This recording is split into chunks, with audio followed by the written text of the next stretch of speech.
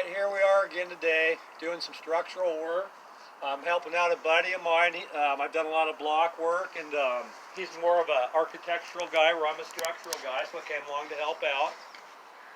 And what they wanted here was a set of curved stairs going up. So all I'm going to show you today is how to do the layout work so that you can do the build. The patio was designed, this was an add-on to a pre-existing house, and the engineer just drag and drop the stair look into the picture without any dimensions. So I had to do the dimensions on this, plus that this job was started by somebody else who walked off the job, and then we got to step in and finish it. What fun that is. Okay, so here's how we do it. Okay, the stairs are basically going to be a 6-foot stair. So we start at the corner here, we measure out, and we get our 6-foot mark. Actually, maybe it was, I guess it was 7 foot. Anyways, you measure out, you get your mark line on the wall going down for where your block row starts. And then after that, you pull from the wall outward. In this case, we went 15 feet from the wall, and then after going 15 feet from the wall, you can see where we put the line. Basically what I do is I take a stick, like such, and I set it on my line there, and then I'll measure out on the stick. Usually I'll just hook a tape onto the stick, and then I can just take a pencil, and I can just mark my radius around. Then once I got this particular radius, it's pretty easy to mark. So anyways, after you mark the radius on the ground, then you can lay your block on there dry. Looks pretty good. Get your first row set. But before you do that, you got to go back and calculate your stair treads and your spacings. If these aren't right, they won't pass. And this is cement, it ain't wood. So you got one chance to get it right. You're going to do a lot of filling and grinding and then screwing around with it. So in this particular case, this is going to have a 2-inch paver on top. It's going to overhang a little bit, and it's going to have rock-like over on the side of the house over there. That type of a look on the face here. Now there's an architectural guy who's going to do the finished masonry on this. I just do structural stuff. He does the architectural stuff. So he's going to put all the stone on here, and he's also going to set the top pavers. Now the top pavers for this are 2-inch thick, and they're 2 foot by 2 foot square, and they weigh 90 pounds. They're backbreakers, especially if you hold them out like that. You've got to hold the stones close to your body, they'll kill you. They'll send you home broken. Anyways, you have to start your measurement 2 inches left. You're going to burn 2 inches for the stone, plus you're going to burn about another 3/16 for mud, because you got to leave yourself a little fill room and a little bit of leveling. So you measure down and you get your marks. We went at 7 1/4 here, and then after that, every other step is 7 1/4, 7 1/4 all the way down. So first you get your 7 1/4 marks, and then after that you take your level and you set it up on your marks, and then you run your lines. Now these lines are basically here for visual observation, so that as you're building, if you get something that's kind of off, you'll be able to see it real easy and fix it.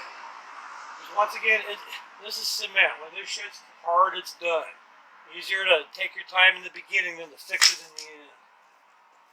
Okay, so what we did here, this means top of paver, so we marked that TP.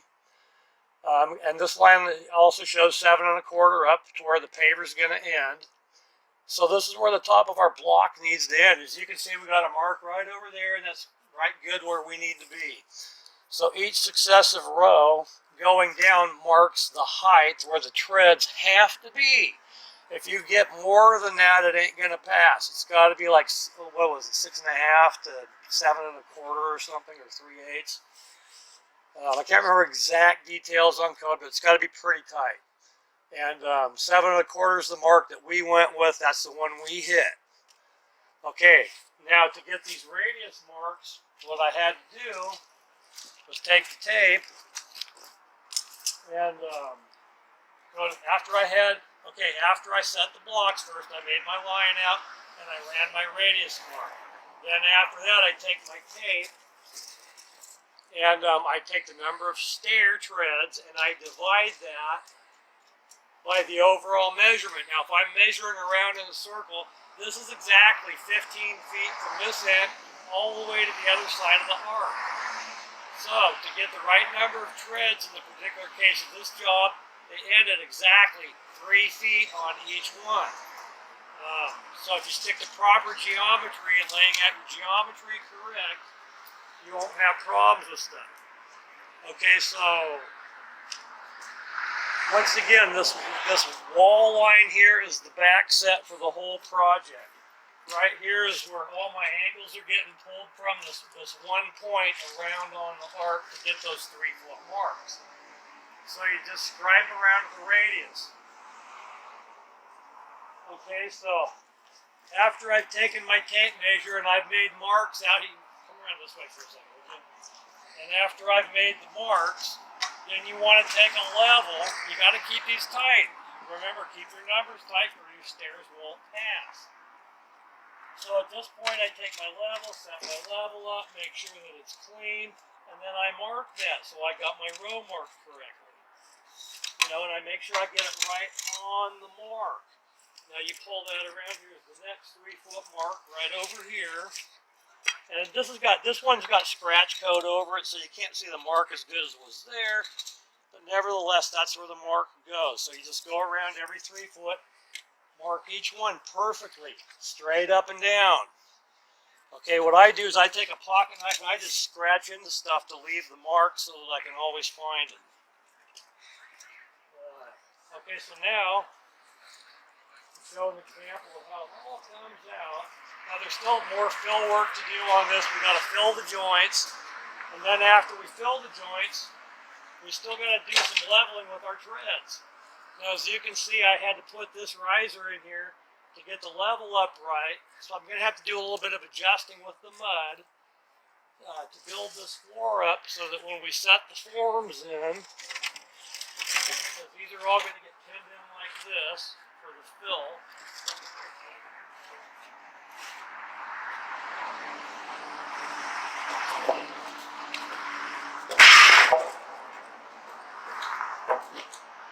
Okay, so we're going to pin these into here after this is all set up, hard enough, and we're going to run these at the top so that way we can just screed off of here to get the treads. And then this is all going to get filled with concrete after we got all the rest of the fill dirt, all the rock in here. There's a pile of rock over there we got to set in. Then we got to dump gravel over that, pack it a little bit, enough to make sure it's not going to settle, but not blow out pressure on the outsides. And then after that, this will be all set up. I got the rebar cut ready to drop in so that when we actually do the pour, the rebar will be up here strengthening the edge where people tend to step. That way you don't get cracking, chunking off, and things like that. For now I'm just dropping this in the hole. So, after we bisect our lines out at our marks, at our 3-foot marks, we then have to go back and level the treads together and close our distances here from the treads to the top. When you're cutting with a big saw like this one here, there's only so much accuracy you can get in the cut because it's a free-handed cut. So when you're doing a free-handed cut, they're tricky. So when I cut these blocks, I'm going to show you a couple cuts here. These are some of the cuts I had to make. I had to cut the block in half this way.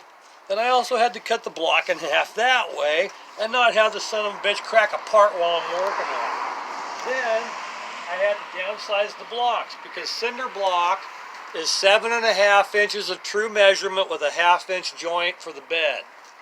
So a tread cannot be more than 7 1/4 or 7 3/8, something like that. Typically you just keep it 7 anyway. So you cannot use a cinder block without cutting it down. You got to cut every cinder block. So to cut every cinder block, you got to take and scribe a mark all the way around the block. Then you make a shallow cut all the way around the block, and then make a secondary cut finishing into the block all the way around. That's 8 cuts per block. And if you don't take the time to do that, your blocks won't be accurate. See how that sits nice?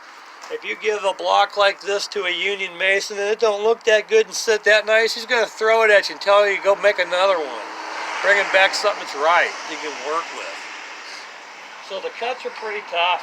I'll do a video just on cuts.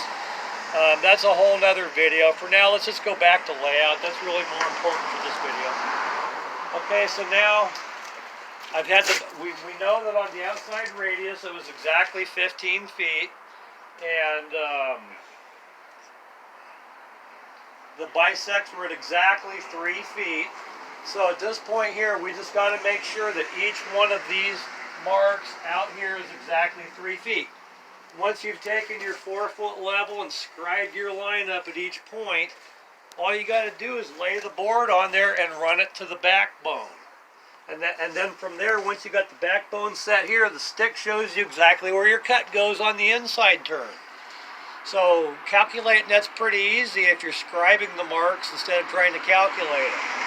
Some of the stuff you have to calculate, some of it you can't. Some of it you got to build to what you got out here, so you scribe instead of calculate.